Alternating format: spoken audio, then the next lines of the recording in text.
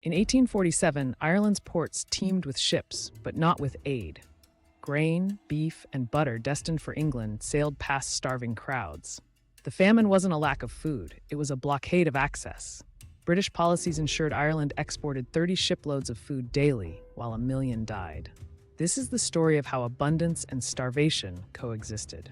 The potato blight destroyed a staple crop, but Ireland's fields still yielded wheat and oats, enough to feed its population twice over. British landlords controlling 90% of the land prioritized cash crops for export. Starving tenants were forbidden to eat the grain they harvested. The crisis wasn't biological, it was political. British customs records reveal the grim arithmetic. During the famine's peak, Ireland exported 1.7 million tons of grain annually.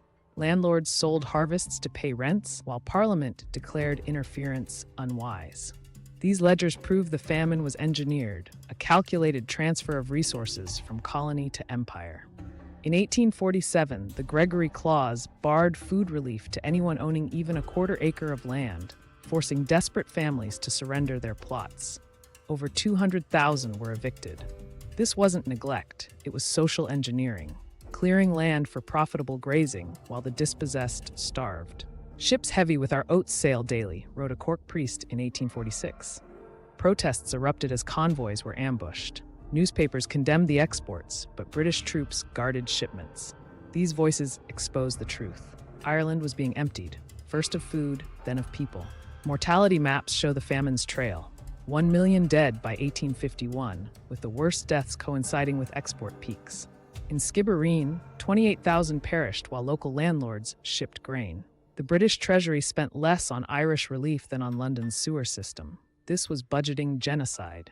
The Irish famine wasn't unique. In Bengal 1943, Britain again exported food during famine, killing 3 million. Both followed the Colonial Playbook: prioritize profit, blame overpopulation, and criminalize resistance. These weren't tragedies, they were policies.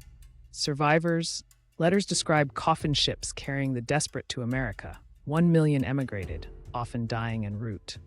The famine became Ireland's cultural wound, halving its population. But this exodus wasn't an accident. It was the empire's final extraction of human capital.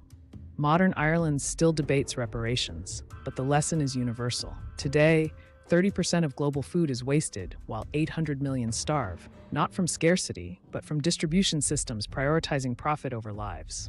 The Irish famine's truth endures. Hunger is a political choice.